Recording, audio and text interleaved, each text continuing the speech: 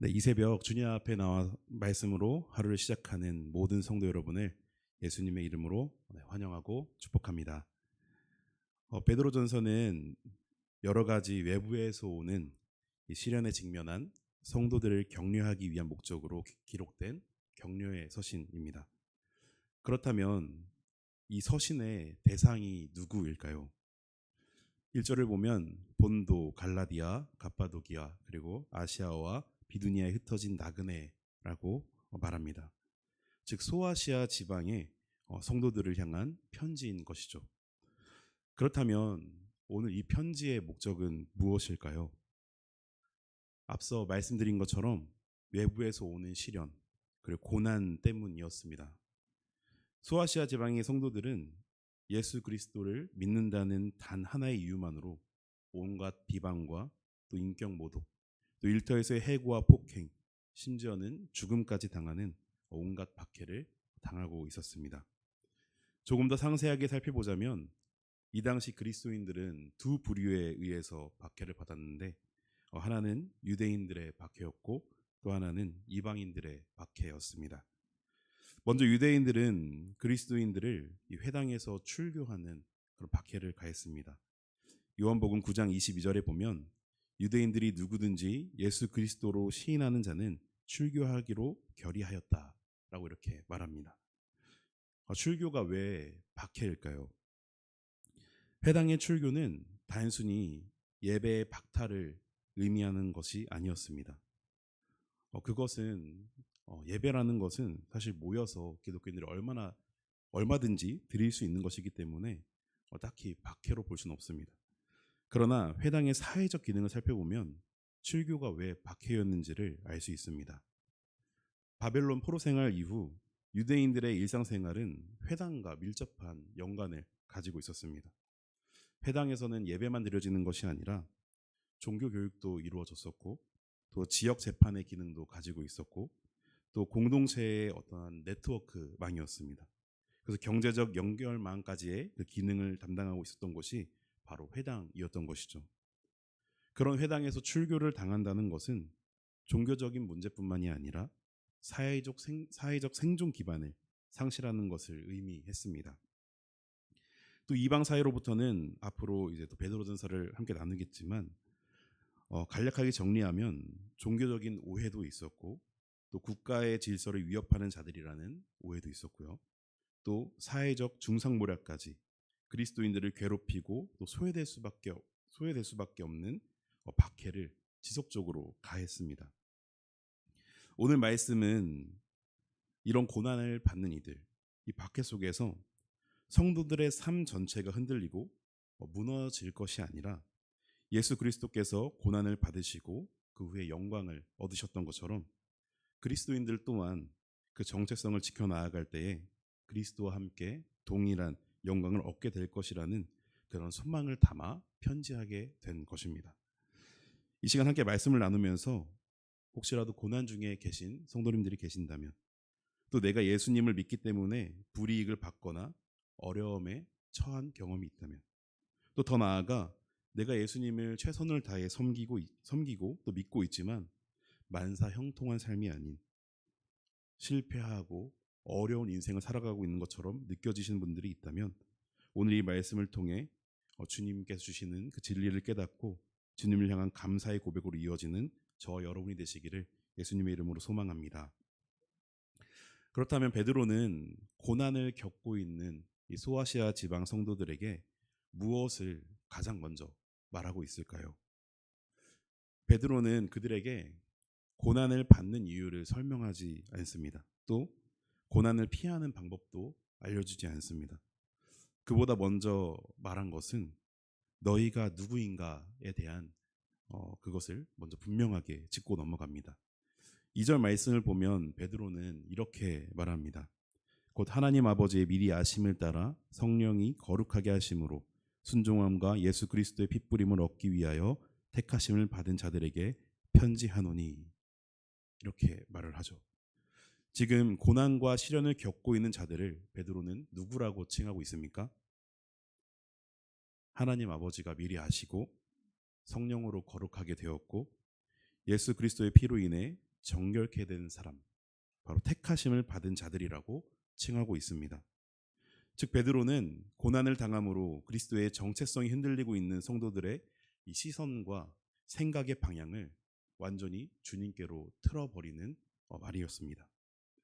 그리스도인들이 왜 고난을 받고 있는가를 생각하고 집중하게 하여 또 세상을 바라보게 하는 것이 아니라 고난받고 있는 그리스도인들의 정체성이 무엇인지를 먼저 그들에게 말해주고 그리고 무엇을 바라봐야 하는지를 말해주고 있는 것이죠. 오늘 말씀에 소아시아 지방의 성도들이 고난과 박해의 삶을 살아가면서 무슨 생각을 했겠습니까? 박해 속에서도 믿음을 잘 지키고 또 연단의 시간을 보내고 있는 성도들도 있었겠지만 또 동시에 고난과 박해의 시간이 길어지면서 정체성이 흔들리고 또 예수를 따르겠다는 그 자신의 선택에 대한 깊은 내적 갈등을 겪었던 성도들도 분명하게 존재했을 것입니다. 아마 그들은 이렇게 생각했을 것 같습니다. 예수님을 믿으니까 내가 더 잘 살 줄 알았는데 오히려 박해를 당하는구나. 예수님을 믿으니까 형통할 줄 알았는데 오히려 내 삶이 지옥 같구나. 내 삶은 완전히 실패하고 나는 잊혀진 존재가 되었구나. 이렇게 생각했을 것 같습니다. 왜 그렇게 생각했냐면 예수님을 믿기 전에는 이들 역시 이러한 박해를 당해본 경험이 없었기 때문입니다. 그러나 베드로는 이런 그리스도인들에게 이렇게 말합니다. 너희가 예수님을 믿음으로 하나님의 택하심을 받은 자들이다. 예수로 인해 박해를 받는 자가 아니라 그보다 먼저 예수님으로 말미암아 너희는 하나님의 자녀가 되었음을 먼저 깨달을 수 있도록 선포해 준 것이죠. 생각의 중심이 세상과 나의 고난에 그리고 나의 시련에 고정이 되어 있었다면 이제는 그 시선을 주님께로 다시 향할 수 있도록 격려하는 베드로의 격려 서신인 것입니다. 사랑하는 성도 여러분, 여러분 또한 예수님을 믿고 있음에도 불구하고 찾아오는 고난과 시련 때문에 하나님을 바라보지 못하고 우리의 모든 시선을 세상에 가두시지는 않으셨습니까? 그런 여러분들께 질문을 드리고 싶습니다. 여러분은 누구입니까? 오늘 사도 베드로는 여러분을 하나님의 택하심을 받은 자들이다라고 선포하고 있습니다. 여러분의 정체성은 무엇입니까?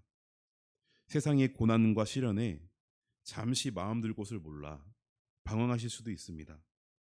그러나 중요한 것은 여러분이 누구인지 기억하시고 그것을 빨리 깨달으셔서 그곳에서 빠르게 벗어나야 합니다. 여러분은 버려진 자들이 아니라 하나님 아버지의 미리 아심 속에 있었고 또 성령으로 거룩하게 되었고 또 예수 그리스도의 피로 정결케 된 하나님의 자녀입니다. 그러므로 사랑하는 성도 여러분, 고난과 시련 때문에 우리의 상황은 충분히 흔들릴 수 있습니다. 그러나 그 가운데서 우리의 정체성은 흔들려서는 안 됩니다. 혹시 고난 속에 계신 분들이 계십니까? 그럼 기억하시기를 바랍니다. 여러분은 고난받는 사람이기 이전에 먼저 하나님께 택함받은 성도입니다. 이 말씀을 붙들고 고난의 자리에서 소망을 품고 그리스도인의 정체성을 회복하는 저 여러분 되시기를 예수님의 이름으로 소망합니다. 이제 베드로는 택함받은 자들임을 깨달은 성도들에게 소망을 전합니다. 3절 말씀을 우리 함께 읽어보도록 하겠습니다. 3절입니다. 우리 주 예수 그리스도의 아버지 하나님을 찬송하리로다. 그의 많으신 긍휼대로 예수 그리스도를 죽은 자 가운데서 부활하게 하심으로 말미암아 우리를 거듭나게 하사 산 소망이 있게 하시며. 아멘. 베드로가 말하는 소망은 고난과 시련을 겪는 성도들에게 언젠가 시간이 지나면 좋아질지도 몰라, 이런 막연한 기대나 희망을 주는 것이 아닙니다. 베드로가 이들에게 주는 소망의 근거는 예수 그리스도의 부활에 있습니다. 즉 썩지도 않고 더럽혀지지도 않고 쇠하지도 아니하는 유업이 너희를 위하여 준비되어 있다라는 소망을 주는 것이죠. 막연히 언젠가는 좋아질 거야, 시간이 해결해 주겠지. 분명 도와주실 거야. 이런 증명할 수 없는 헛된 기대를 품게 하는 것이 아니라 이 세상 일은 어떻게 될지 몰라. 고난의 상황이 바뀌지 않을 수도 있어. 지금처럼 직업도 명예도 관계도 다 망가질 수 있어. 그러나 너희가 택하심을 받은 자들로서 영원히 썩지도 않고 더럽혀지지도 않고 쇠하지도 않을 하늘의 간직된 유업은 그 누구도 빼앗을 수 없어. 라는 것을 선포하며 고난을 겪는 성도들에게 산 소망을 주는 것이죠.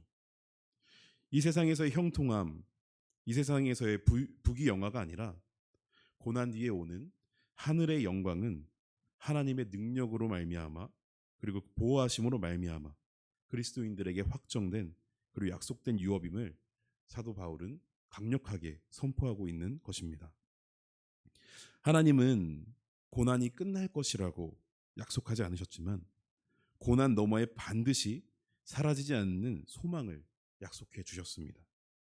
그러므로 6절 말씀에서 선포하는 것처럼 여러 가지 시험으로 말미암아 우리가 근심하게 될 수는 있지만 이 산 소망을 품고 오히려 크게 기뻐하라는 말씀인 것이죠.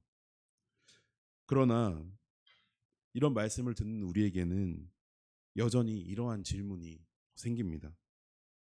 우리가 택하심을 받은 자들이라는 것도 알겠고 우리가 영원한 산 소망, 우리에게 영원한 산 소망을 주신 것도 알겠다. 그런데 그리스도인들이 겪는 이 고난과 시련은 도대체 이해가 되지 않는다. 하나님은 대체 왜 우리에게 고난을 주시는 거야? 이런 질문이 듭니다. 이에 베드로는 7절 말씀을 통해서 고난의 목적을 분명하게 말해줍니다. 우리 7절 말씀도 함께 읽도록 하겠습니다. 너의 믿음의 확실함은 불로 연단하여도 없어질 금보다 더 귀하여 예수 그리스도께서 나타내실 때에 칭찬과 영광과 존귀를 얻게 할 것이니라. 아멘. 고난은 성도를 무너뜨리기 위한 도구가 아니라 믿음을 드러내고 또 증명하기 위한 하나님의 연단입니다. 베드로는 성도들이 겪는 고난을 우연이나 실패로 보이지 않게 했습니다. 성도가 겪는 고난을 오히려 오늘 말씀을 통해서 예수 그리스도의 고난과 죽음과 부활을 통해 연결하고 있는 것이죠. 예수님을 잘 믿으면 고난이 없겠지. 예수님 잘 믿으면 만사형통하겠지. 분명 이렇게 생각하시는 성도님들도 있을 수도 있습니다. 그리고 우리는 종종 예수님을 믿으면서도 여전히 이 땅에 형통을 소망할 때가 분명하게 있습니다. 그러나 베드로는 오늘 말씀을 통해 우리의 소망이 어디에 뿌리를 내리고 있는지를 다시 한번 점검하게 합니다. 그래서 베드로는 고난을 설명하기 전에 그리스도인의 정체성을 먼저 깨달을 수 있도록 권면한 것입니다. 그리스도인이 무엇입니까? 여러 가지로 정의할 수 있겠지만 예수 그리스도의 그 놀라운 사랑에 힘입어 기꺼이 예수님께서 걸어가신 그 발자취를 따라 걸어가고 어떠한 상황 속에서도 믿음을 증명하는 사람들, 그런 사람들이 바로 그리스도인이 아니겠습니까? 예수님께서도 분명한 고난을 겪으셨고 또 하나님께 순종함으로써 자신의 믿음을 증명해 보이셨습니다. 그리고 그 고난 뒤에 오는 영광, 산 소망을 우리에게 보여주셨죠. 따라서 베드로는 이 격려의 서신을 통해 왜 예수 그리스도를 섬기는데 도대체 왜 고난이 오는가가 아니라 예수 그리스도를 믿기 때문에 고난 속에서도 정체성을 잃지 말고 영혼 구원이라는 산 소망을 통해서 기뻐해야 한다는 것을 오늘 말씀을 통해서 전하고 있는 것입니다. 그렇다면 지금 겪고 있는 시련이나 앞으로 다가올 고난을 이겨내기 위해서 그리스도인들이 가져야 할 믿음의 자세는 무엇일까요? 첫째는 내가 하나님의 택하심을 받은 성도라는 것을 분명하게 인식하는 것입니다. 그리고 두 번째는 그렇게 택하심을 받은 성도를 하나님께서는 거듭나게 하시고 썩지 않고 쇠하지 않는 하늘의 산 소망을 주셨다는 것을 믿는 것입니다. 마지막 세 번째, 이 두 가지를 믿는다면 고난 속에서도 주님을 의심하고 좌절할 것이 아니라 우리에게 산 소망을 주신 하나님께 감사의 찬송을 올려드리는 것입니다. 말씀을 정리하겠습니다. 사랑하는 성도 여러분, 안타깝게도 이 세상에 시련과 고난이 없는 사람은 단 한 사람도 없을 것입니다. 이것은 그리스도인이라고 예외될 수는 없습니다.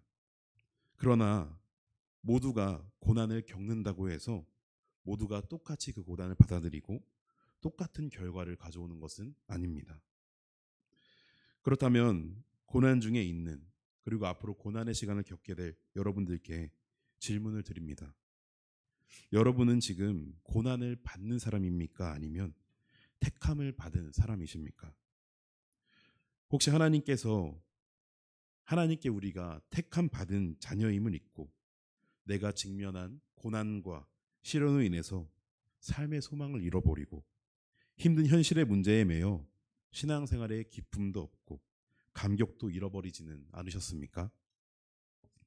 믿음으로 소망을 붙들고 계신 분들은 그 믿음을 끝까지 잃지 마시고, 또 어려운 가운데 있는 분들이 계신다면 오늘 말씀을 기억하시면서 하늘의 산 소망을 가슴속에 간직하시고 고난 중에서도 우리의 믿음을 붙들고 계시는 이 주님을 발견하셔서 감사와 기쁨으로 찬송하는 저와 여러분이 되시기를 예수님의 이름으로 소망합니다.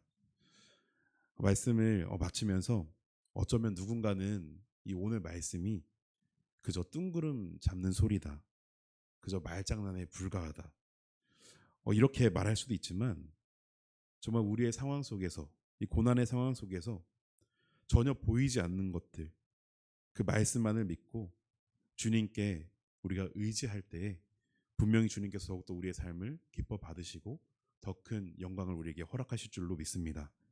주님이 주시는 이 기쁨은 환경에서 오는 기쁨이 아닙니다.